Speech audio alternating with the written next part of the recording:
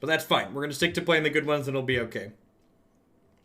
Speaking of playing good decks, this is one of my favorite combo decks in Modern. This is Jeskai Ascendancy combo. Jeskai Ascendancy, for those not familiar, so whenever you cast a non-creature spell, you untap all your creatures until end of turn, and they get 1/1, and then you draw a card and discard a card. And we combo with this alongside various mana creatures like Sylvan Caryatid and Birds of Paradise. So while we have these mana creatures out, alongside Jeskai Ascendancy here, all of our 1-mana spells essentially become free. And then cards like Manamorphose end up making extra mana. Yeah, we have artwork optional. Moto's still waking up this morning. Some of these cards not fully coming through. And then eventually you kind of draw through your entire deck, powering up your Birds of Paradise, and then you punch them in the face with a very big Bird of Paradise. They ban Hagak. Would you let me switch it for a Legacy? Unfortunately, Legacy is not quite as popular as Modern. So Legacy has a little bit of a premium price tag attached to it to offset its less popularity. That being said, we're gonna get to your Hagak deck before any ban list update for sure. I think we might get to it this week. In fact, someone else had bumped it up. Yeah, the Vine deck, unless people bump a bunch of other stuff, is happening tomorrow. What's my opinion on EDH? I think EDH, if you have a play group together that has decks that are well balanced against each other, sounds like a fun board game-like experience. But on average, playing a format like EDH in a casual setting sounds like a really expensive casual experience.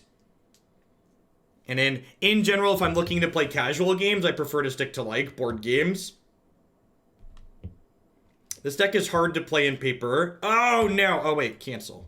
Sweet. I get to confirm. Clicked on the wrong one. Definitely want to keep my extra Caryatid there. Parts of this deck are harder to play in paper, and parts of this deck are easier to play in paper. So at the core, this deck is a 2-card combo. Your goal is to get a mana creature into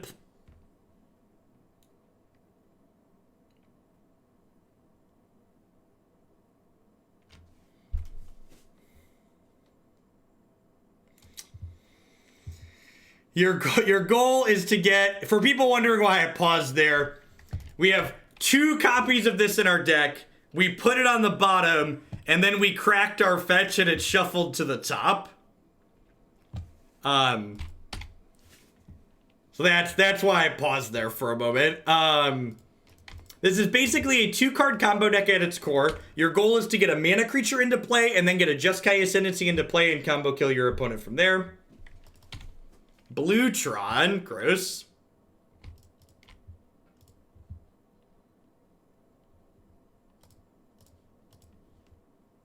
I have no idea what the Bluetron matchup is like. I imagine with a bunch of silences and Veil of Summers, it can't be too terrible.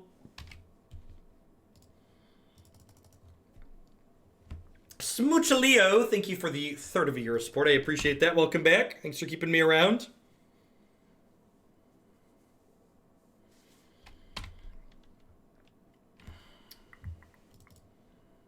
Right, so they're going to eventually have access to Tron next turn.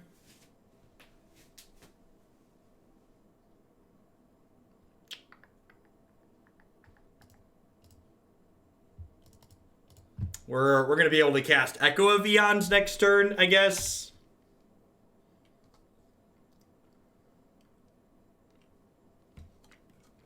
Well, I think, so personally, Jahamblin, I think statements like yours are kind of silly. Going back to what we talked about earlier, in that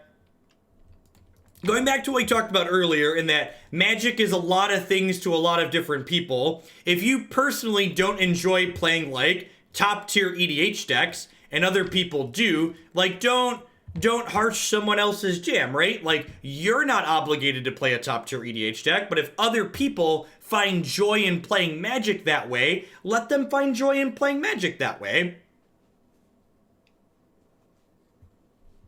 Don't yuck their yum, right? Don't harsh their jam.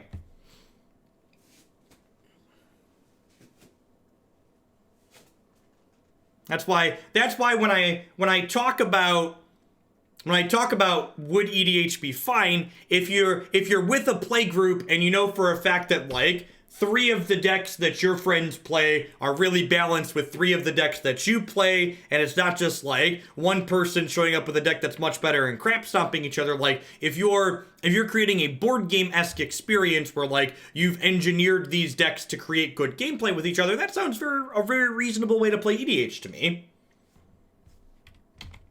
But in a format where like different people are showing up to an EDH pod at a Grand Prix, that sounds pretty terrible in my opinion. And again, that's just my opinion. So like if you enjoy playing EDH that way, more power to you.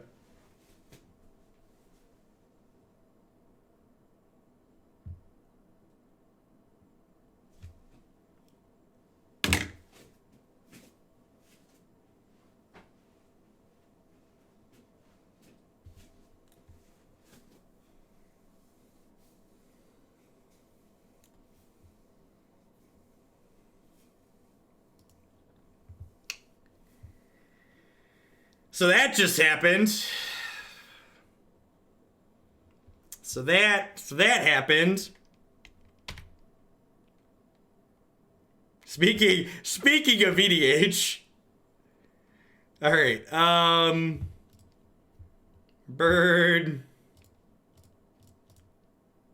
Jeskai Ascendancy.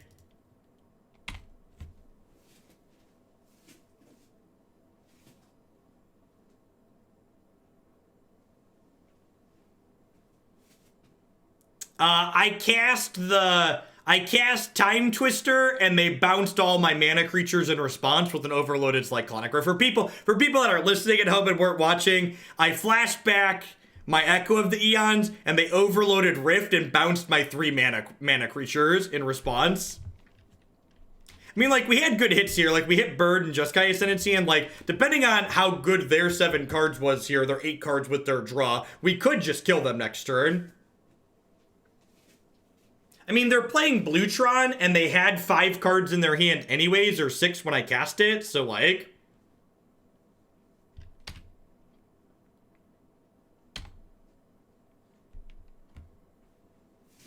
Hey, Cordemi, thank you for the 12 months of support in the tier 2 at that. Got to the year mark. It's been great watching you. Keep up the great work and hope to meet you this weekend. Gen Con, definitely. If Cordemi, if you're not in the subs Discord, make sure you're in there, and we'll coordinate getting to hook up with people at some point, for sure.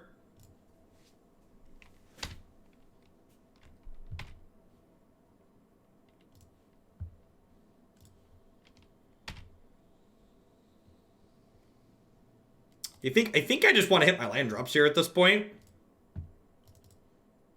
Especially because this Gemstone Mine is has a shelf life, so to speak.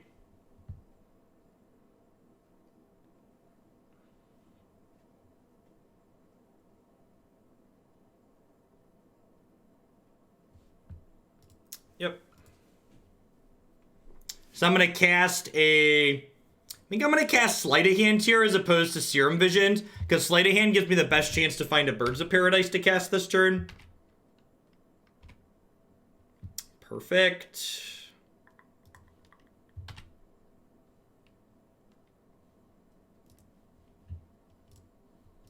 So this kills my Gemstone Mine, but it gets the bird in under the wire when they don't have a counterspell up here.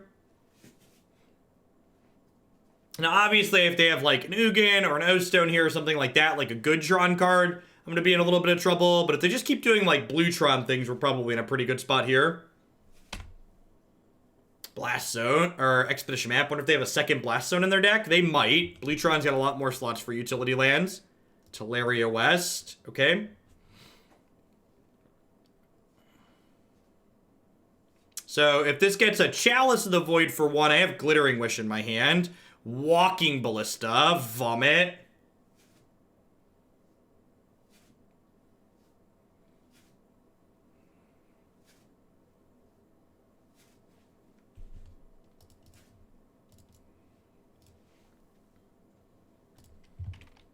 Caryatid got Condescended.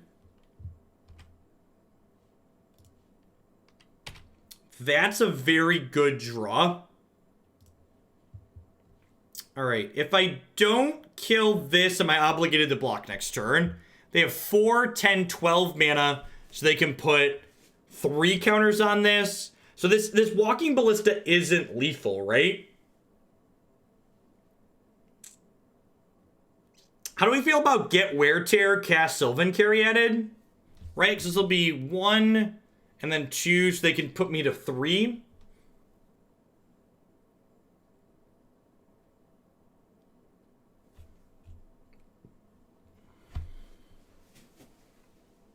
I could just get Scarscale Ritual and plan to ignore this.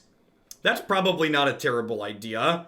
The problem is that if they have a way to answer my Ascendancy or my Caryatid next turn, I kinda just die. I think the conservative play is get Wear Tear here. Because this way, if they manage to answer Caryatid and Ascendancy, I can still answer the Walking Ballista. So the hope they have nothing and go for it next turn line is get the Scarscale Ritual. But I think there's a good chance they interact with some piece of my board here. In which case, I'm happier to have Wear Tear.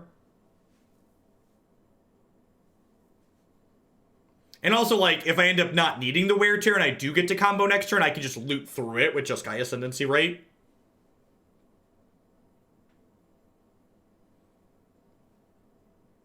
Sure, but that's still an answer, Ray House. So I'm familiar with the cards they could play, but those are still things that answer what I'm doing.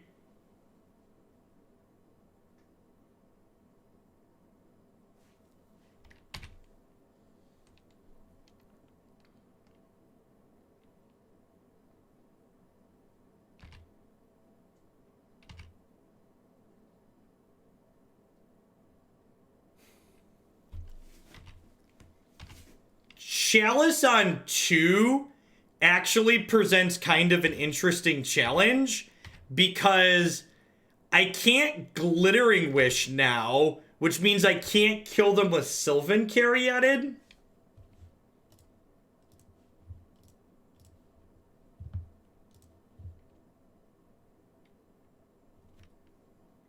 Oh, I could technically fuse this, killing this and this, right? Yeah.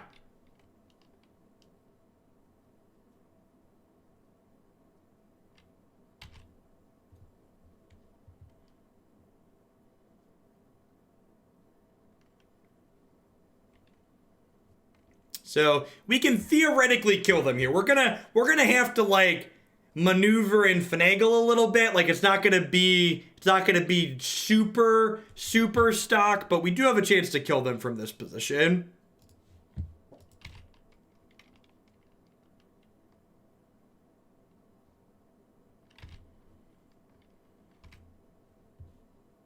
Second Ascendancy is great. All of these cards on top are great. Manamorphose is not great because there's a Chalice in play. So I want to hold on to the instant speed things here because they let me activate Ascendancy in response to... let me activate Ascendancy in response to Walking Ballista shooting a thing. Do I just try and kill them without killing the Chalice here? I might just try and kill them without killing the Chalice here. I also have an Engineered Explosives in my deck that can kill it at some point. Yeah, I'm gonna ditch the Wear Tear and try and go that way.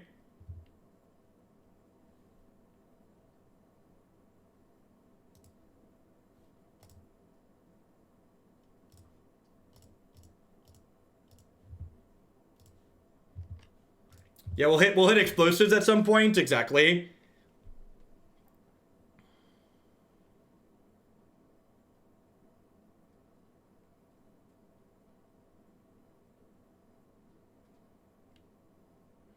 And again, by no means guaranteed to win from here, but we're gonna give it the college best.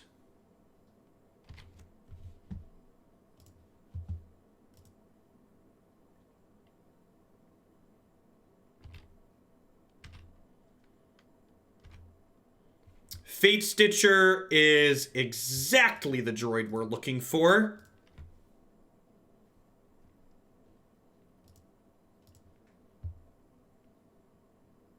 This is why we kept the instant speed thing, so we get to go ahead and cast this opt. And then if they shoot this twice in response, we get to opt again.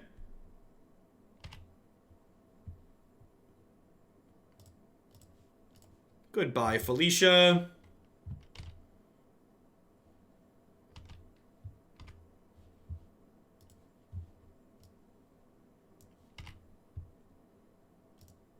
Anything that draws and discards at this point is fine.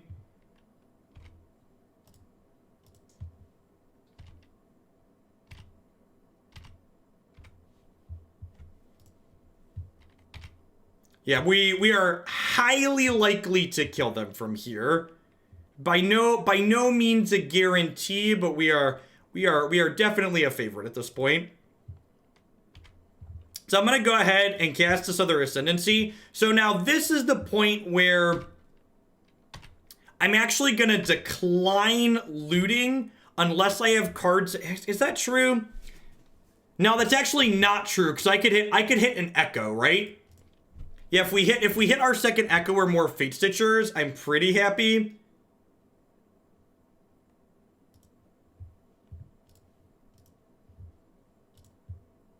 There's also just more Fatestitchers in my deck too.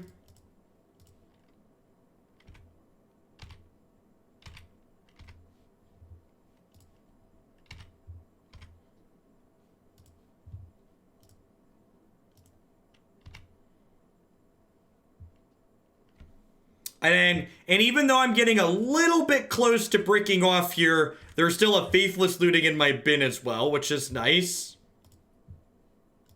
Could you imagine if Chalice was an old mono artifact that turned off when you diddled it?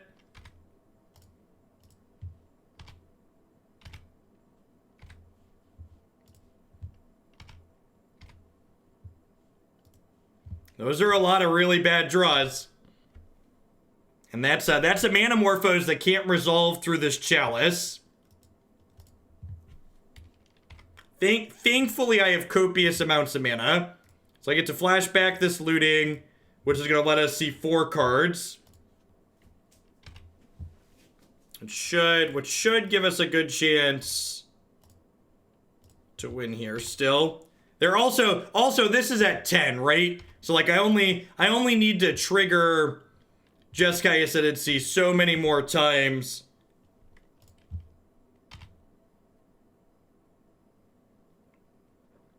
Woof. I hope we don't get punished by the fact that I declined to blind loot.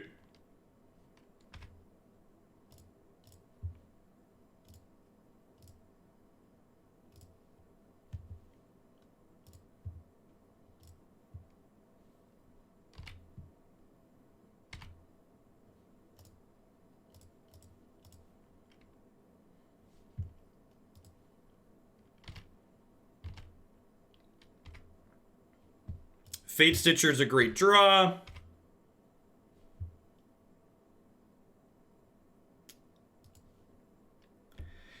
Another Glittering Wish is actually not a great draw. So at this point I have to hit my Echo, right? Did we get there? Because this is only 13. This is only 17, right?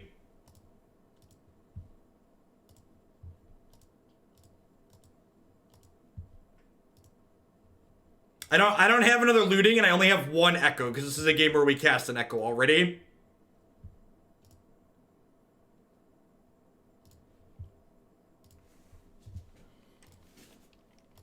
So I've got 2 shots to hit Echo here.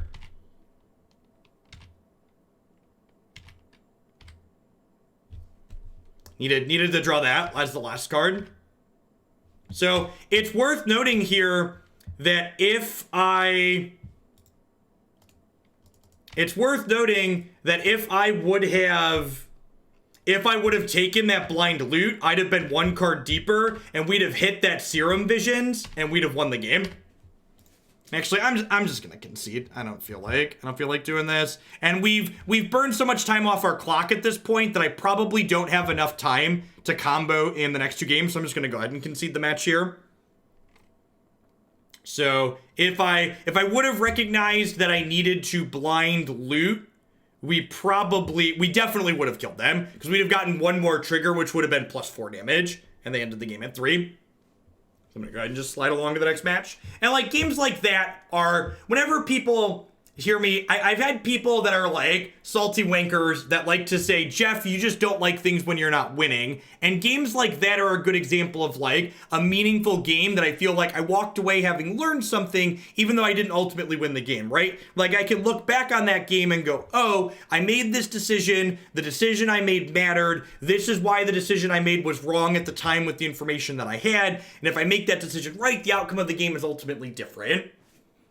And like, as someone who plays Magic for the problem-solving experience, that's really what I'm looking to get out of games. And decks like this that have so many little intricate decisions while you're comboing is something that I really enjoy. And this deck isn't like, say, Storm, where you're just like, cast Gifts Ungiven, get my Pass in Flames, get my Ritual, deterministically kill you, right? There's like very little like figuring out a puzzle or anything like that. Wonder if Echo is better than Past Flames. I think it is. Can you explain why you think it's not? I think being able to gas back up in very heavy attrition-based matchups is very important. Is this JAC list on your website? A JAC list is on my website. This specific build is not, because I'm still not sure if this card is good. So there is a copy of JAC on my website that I like. This build is trying a few different things that I'm still not certain of if are good, better otherwise. Sand needs a green source, but it's pretty reasonable if it finds one.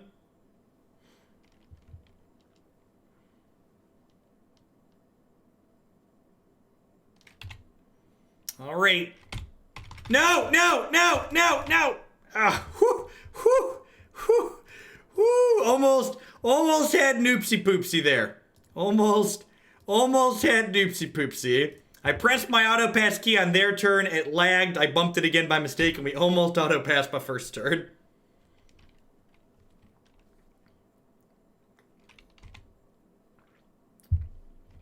All right, gonna be one of those games.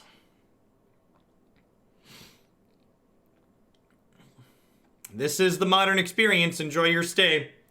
Our opponent's gonna kill us on their turn 3 when we were gonna try and kill them on our turn 3.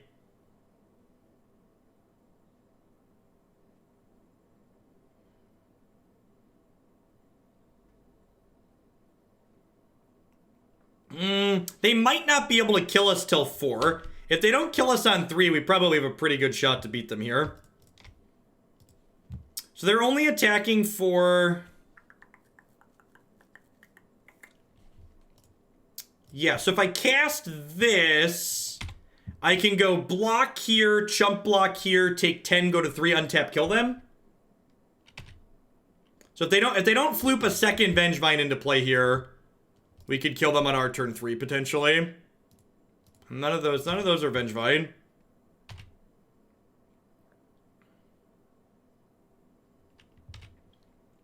So this is a free block. This is still lethal, so I have to chump block here. And we're not guaranteed to kill them next turn, but we're not at a 0%.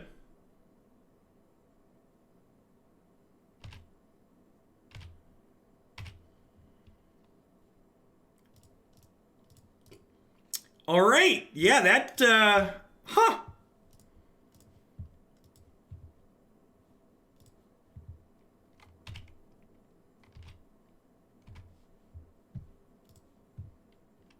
I need to draw 1 or 2 mana non-creature spell here. And this is what I was saying about Echo, Enya. This is what I was saying about Echo. I'm not certain that it's good. Because of this. If I draw any 1 or 2 mana spell here, we are very likely to kill them because we have Echo to draw 7, but I drew running 3 mana spells here, and now I'm just dead. So again, not certain if Echo is good. While it's going to get us out of situations that we otherwise wouldn't be able to get out of, there's going to be spots like this where it's clunky.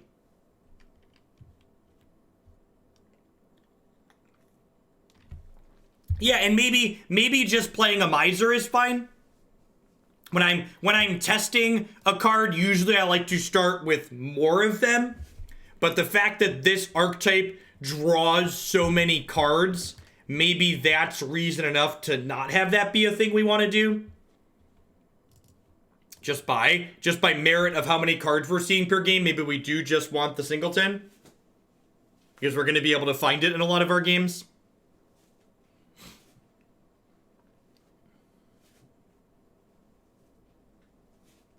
If that Echo had been an Opt or a Cerulean Wisps, or just any 1 or 2 mana non-creature spell, we'd have been fine. A Miser is a singleton. One copy. Yeah, that's true. If it had even been a non-fetch land there, or a non-Misty Rainforest specifically, we'd have been able to flash back the other one.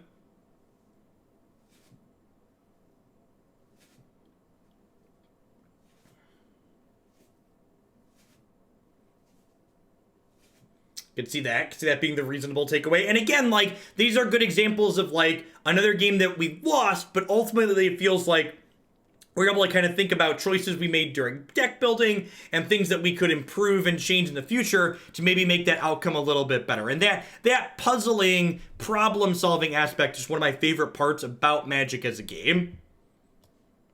So this hand has what I like to refer to as a slow ascendancy in Glittering Wish, so we can fetch one out of the sideboard. It is also worth noting that I'm testing out Paradise Druid over Noble Hierarch, and I'm not sure if that's correct either.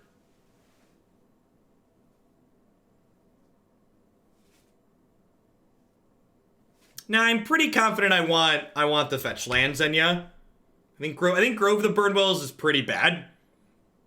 Lands that don't make blue mana in this deck are pretty terrible a lot of the time.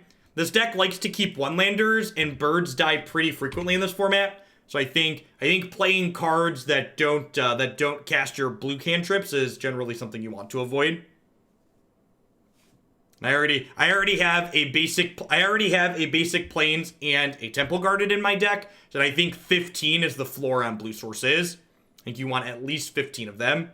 So if you're playing a plains, a temple guarded, and a grove, you only have 14 blue sources and 17 lands.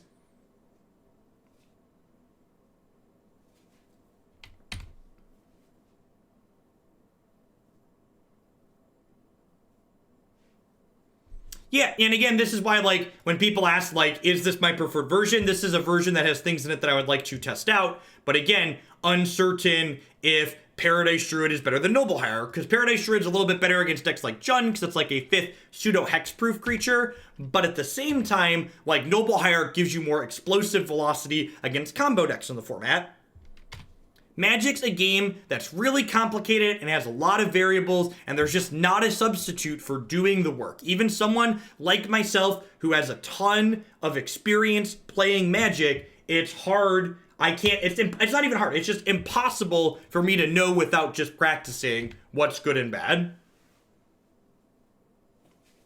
Can this deck fit in the Horizon lands? Yeah, you could replace Botanical Sanctum with the Waterlogged Grove if you wanted to. I'm obviously not doing that because I don't think it's necessary. But you are welcome to do that if you'd like. Wow, what a long game of Modern. I'm going to get a turn 4 here. We're not going to get a turn 5 though, so let's try and kill them next turn.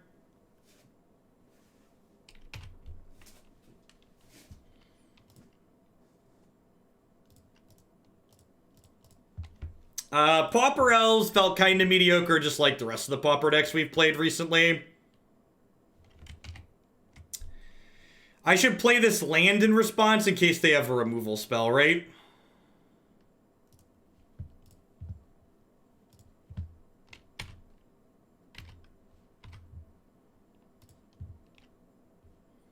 I'm gonna go ahead and fetch shock here because there's not gonna be a turn 5 for us. So I just wanna, normally, I often point out that normally thinning your deck is not statistically significant. It's not something that's meaningful. But in a deck like this, where you draw such an incredible number of cards, thinning your deck out does in fact become statistically significant. So doing it is meaningful.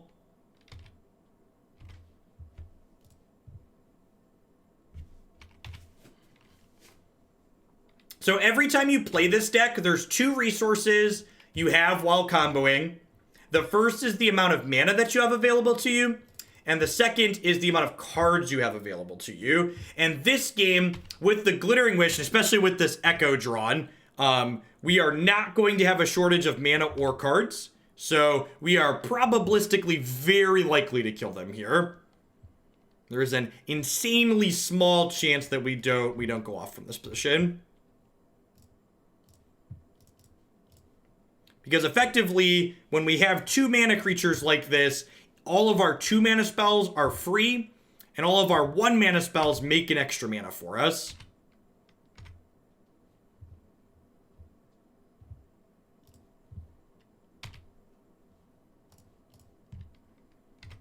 And so this is the part, someone had commented earlier about how this deck was harder to play in paper. A spot like this is actually a lot easier in paper than it is online, because if I was playing in paper, I would flip my hand face up at this point and explain to my opponent that I'm going to play this other Ascendancy, and I've got all these spells in my hand, and every one of these spells I cast gives my creatures +4 attack effectively, because I have 2 creatures in play, and they'd be like, I'm gonna like draw my cards and like loot through and resolve a bunch of this stuff, but you're gonna be dead at the end of my loop, essentially. And my opponent, 9 times out of 10, they're gonna understand that what I'm saying is correct, and they're gonna move on to the next game. Whereas playing this online, I have to go through all the motions.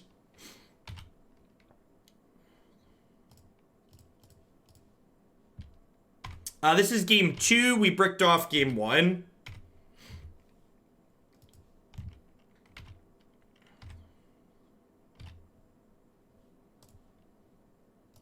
So there are parts of this deck that are more tedious to keep track of in paper for sure.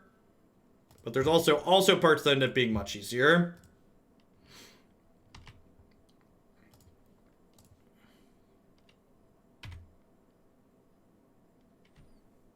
I mean, it's not really complicated to see how it works, right? When you explain it, like, every one of these spells draws a card. I'm gonna have mana to cast them. Every spell I cast adds 4 power to my board. Do some simple arithmetic and see that I'm gonna generate enough power to kill you. I'm deterministic, basically.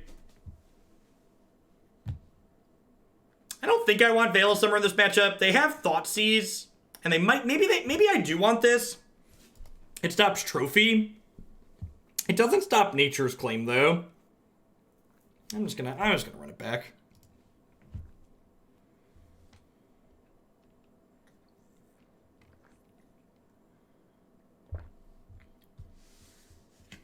You think out enough lands? Yeah, I mean, I was deterministic with just the cards in my hand, Rook Jackson. So when I say deterministic, I mean deterministic. I'm using the word in the correct definition of the word. Every spell I had in my hand gave +4 power. 4 times the number of spells I had in my hand plus the power I already had in play was lethal.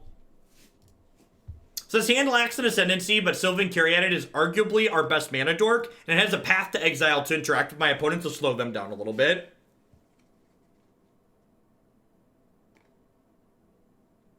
Yeah, you tap the Hagak, you tap their blockers down. 6 random months, but I still want my shovel back, a golden shovel. Have a training sword. The upgrades around here are worth it, I promise.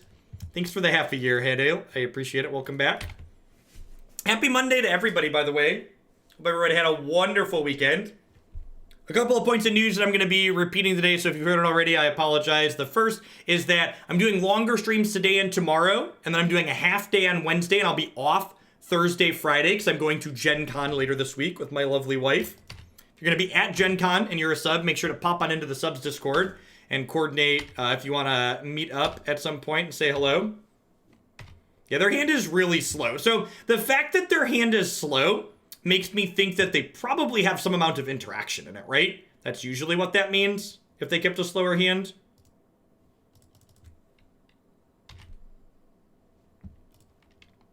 A second piece of Hoaglandia-related news is that this is going to be my last month with Tempo Storm. That doesn't fundamentally really change anything in the day-to-day operation of my stream, but it's good to share and be transparent with what's going on around here. Some of the branding is going to change, but not that much. I did figure out IRL streaming. The Streamlabs mobile app is super easy. So, assuming that I can get enough T-Mobile bandwidth to stream at Gen Con, I might walk around the convention center at some point and do that for a little bit. It's going to be bandwidth dependent, though. Gen Con's got a lot of people in a very condensed area, so I wouldn't be surprised if I have issues getting bandwidth.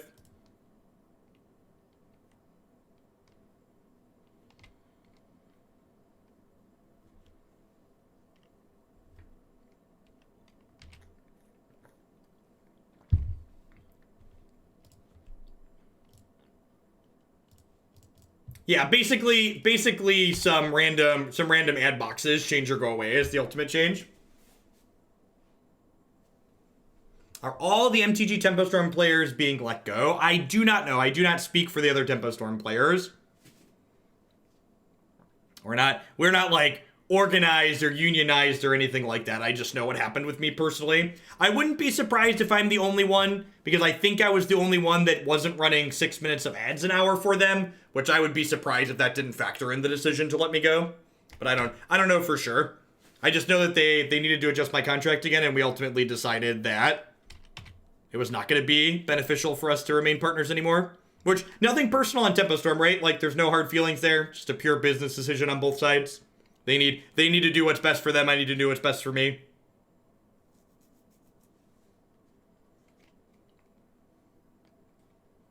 I hear you can download more bandwidth.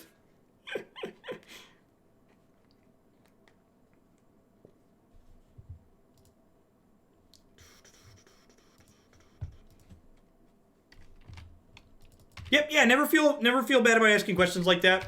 I do not mind in the slightest being transparent about how my business and industry works here. Y'all are basically my bosses or my shareholders. You're shareholders in a way, right? So like being transparent and forthright with my shareholders seems like a reasonable thing to do. I'm the CEO. Oh, there's an Echo. All right. Maybe I should have cracked this fetch land first here.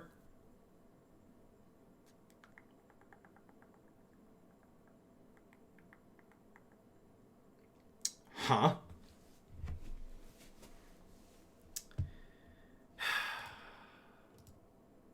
I'm gonna bottom these. I'm gonna play this and crack it, I think. Yeah, I can't get to the Echo this turn though, right? Like that's not a possibility. Yeah, these sound great actually, right? I'm gonna go top here. And I'm gonna go ahead and pass. Yeah, I'm gonna go ahead and pass. And then next turn, I have enough mana to cast Glittering Wish, cast Ascendancy, cast Cerulean Wisps, start comboing. Binary Moon, thank you for the tier 1 sub. I appreciate that. Welcome. Thanks for keeping me around. Hope you're having a wonderful Monday wherever you're at. I'm the CFO.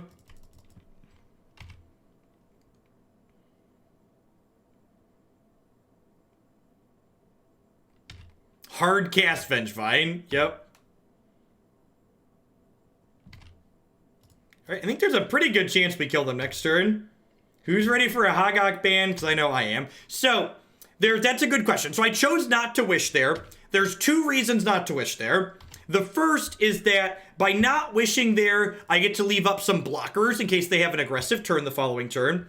The second reason not to wish there is if they have a Thoughtseize the following turn, I don't lose my sideboard Jeskai Ascendancy to a Thoughtseize, which means my future wishes are better.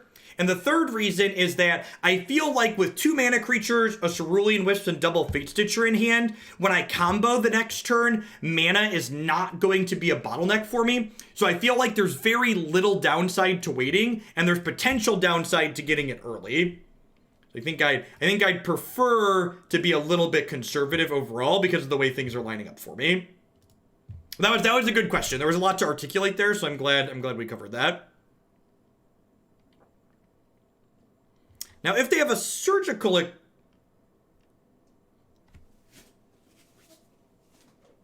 Yeah! Modern Horizons!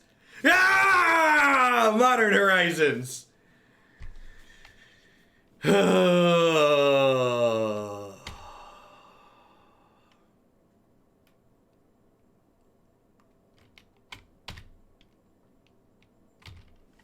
Free spells are stupid, chat. I hate them. Free spells are stupid and I hate them.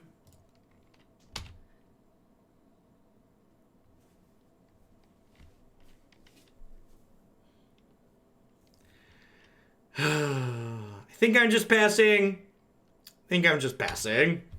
Now I'm really glad. Yeah, but my free spells take way more work, right? Like, my free spells involve 2 other cards that you can interact with in a variety of ways.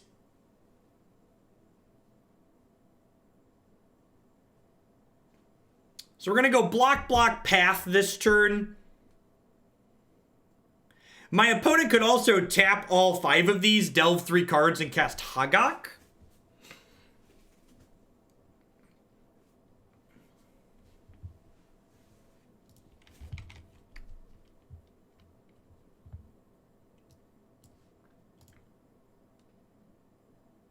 I feel like every set release gets Modern closer and closer to Legacy, and not in a way that I enjoy.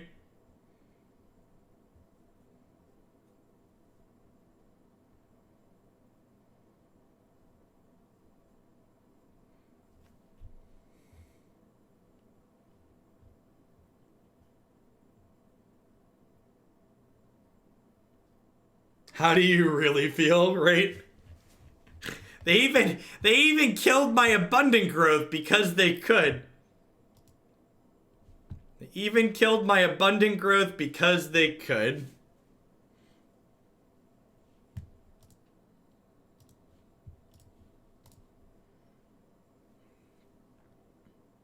Maybe I'm supposed to save this for Hog.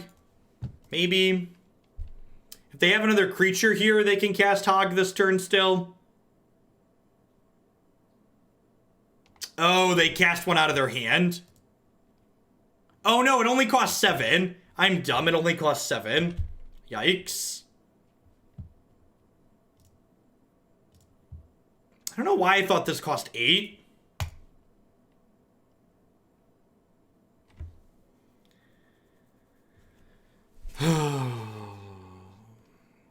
Are we dead? I think we're dead.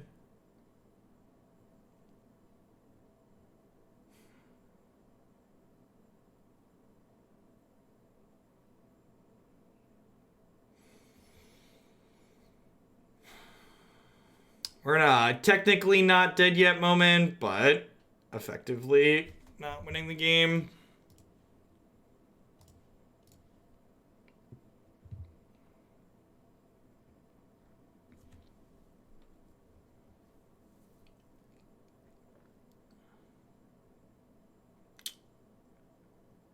Okie doke.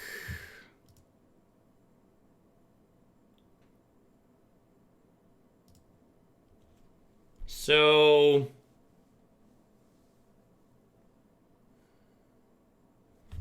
if I block this here and block this here, I take 5, 6, 7, 8, 9.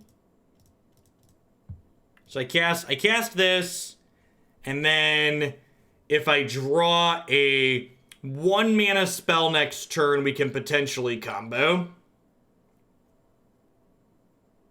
So, Sylvan Caryatid, because this card tramples for whatever reason, right? Yeah, of course it does. So, this card gains 3 here. This blocks a 2, and then I'm taking 5, 9, go to 1. And then if there's a 1 mana spell on top of my deck, we can maybe do it next turn. Yeah, relevant magic-related links are always welcome in chat.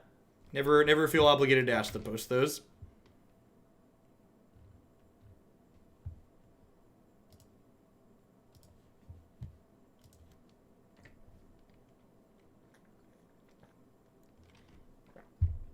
Yeah, I agree. We've got a good run of decks in Standard today.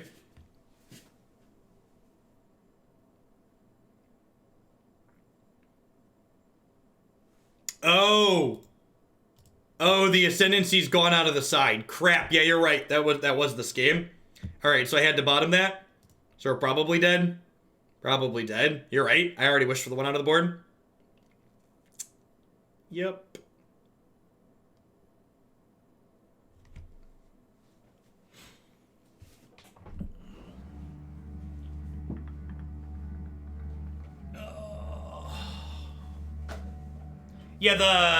Yeah, we can draw it naturally.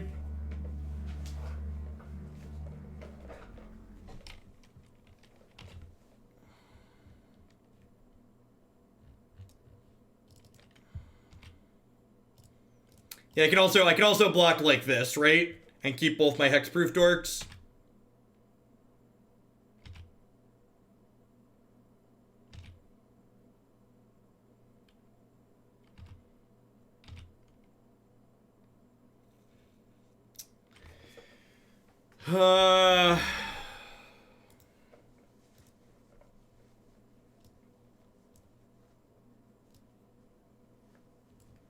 Trophying Hagak doesn't do anything because we're still just set on board, so we gotta take 2 hits in Ascendancy here.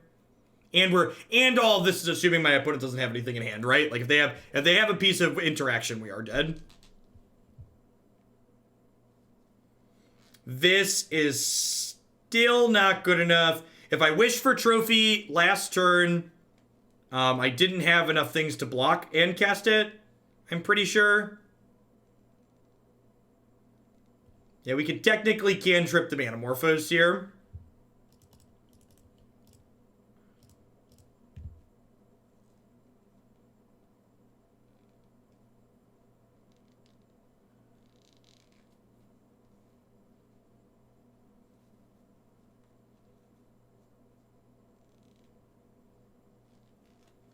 I don't think that's true, Killer. I'd have to go back and check, but I'm pretty sure when I drew the Glittering Wish, I was out of mana.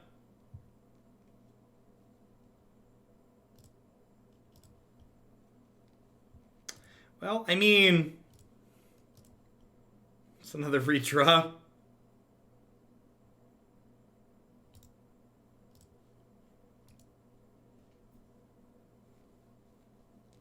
You played the Paradise Druid with the Wish in hand. You're right, I did. Yeah, so I was out of mana. Yeah, I could have done that. The problem is then, the problem with that is my opponent at that point still has a bunch of things in play that are chipping away from me. And, how do I win the game from there having no resources left? I'm on, draw exactly Echo, I guess. You're right that I can kill the Hagak that eventually comes back, because I'm not exiling and it's going to their graveyard. So, the next Satyr, Wayfinder, or Stitcher supplier lets them recast it immediately. And then, I'm at actual empty with no resources left. So, the question from there is it better to go to 0 resources and hope they never draw a way to recast the Hagak? Or is it right to try and hit the Ascendancy and, go from there? I don't know. Maybe it is right. Maybe it is right to go to no resources.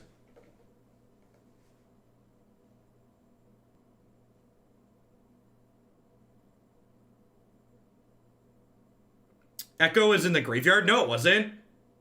Echo... Was it? Was Echo in my graveyard?